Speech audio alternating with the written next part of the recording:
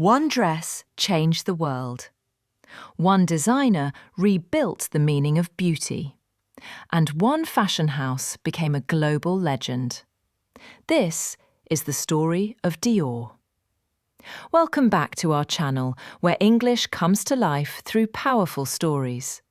Today, we're exploring the extraordinary journey behind one of the most influential luxury brands in history, Christian Dior.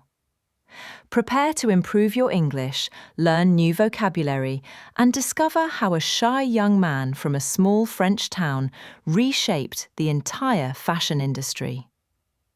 Christian Dior was born on January 21, 1905, in Canville, France. His childhood was peaceful: ocean winds, artistic surroundings, elegant interiors.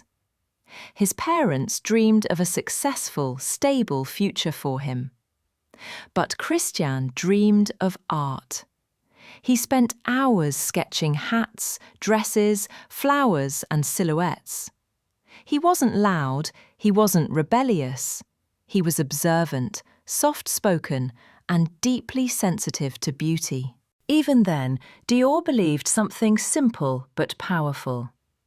Style is a way to say who you are without speaking. Everything changed in the 1930s. The family business collapsed during an economic crisis. Their wealth disappeared almost overnight. The young Dior lost his security, his future, and even his family home. But instead of giving up, Dior made a brave decision. He moved to Paris, the city of art, chaos, and opportunity, and started selling his sketches for a few francs each. Paris wasn't glamorous for Dior at first. He lived in cheap apartments, survived on simple meals, and walked everywhere to save money. But he kept drawing, he kept improving, he kept believing. Every day he visited fashion houses, offering his drawings. Many people said no. Some ignored him. But a few saw brilliance in his work, talent waiting to bloom.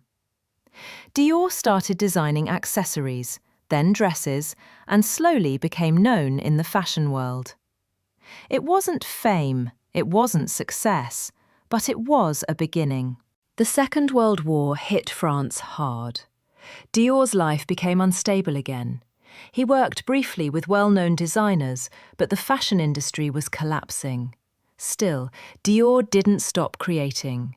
After the war ended, the world felt exhausted, emotionally and physically. Clothes were simple, dull, and practical. Women had spent years wearing uniforms and plain dresses. No elegance, no colour, no freedom. Christian Dior understood their silent desire. Women didn't just want clothes, they wanted beauty back in their lives. In 1946, Dior finally opened his own fashion house, with help from businessman Marcel Boussac. Then came the moment that changed everything. February 12, 1947. Dior presented his first collection. Journalists gasped. Buyers stood up. Women clapped and cried. It was the birth of the new look, a design philosophy celebrating elegance, femininity, and luxury. Small cinched waists, soft shoulders, wide flowing skirts, full silhouettes, rich fabrics. The world was obsessed instantly.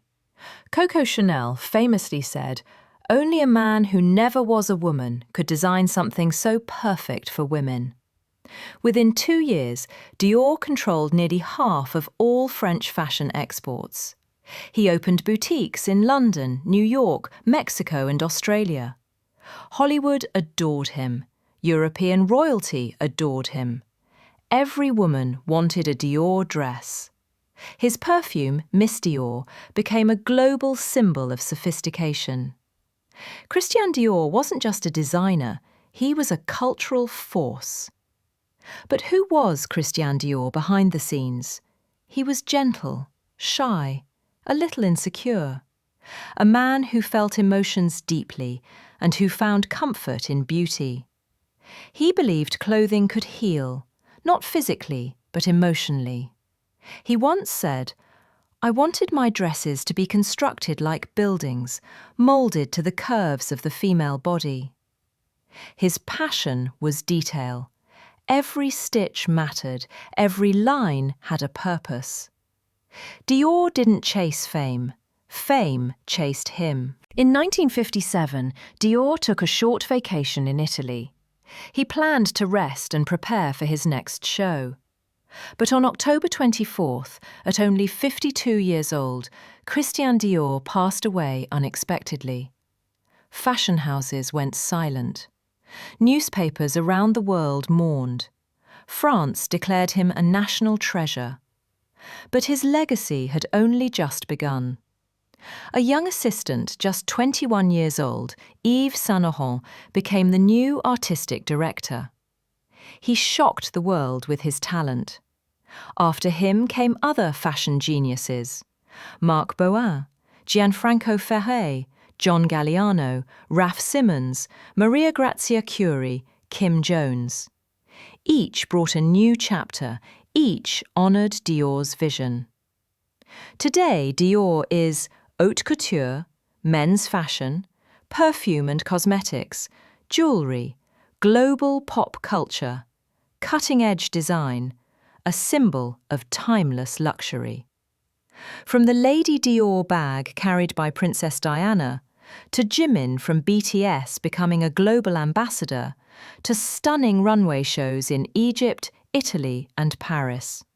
Dior is everywhere. And yet, at its core, the brand still reflects the dream Christian Dior started with: to make the world more beautiful.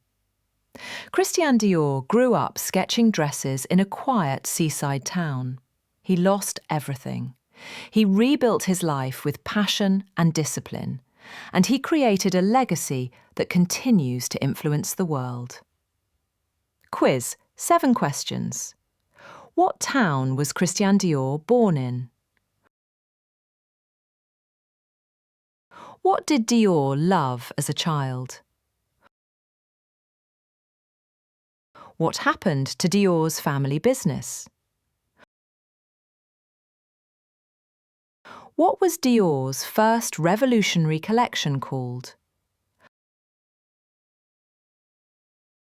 When was the House of Dior founded?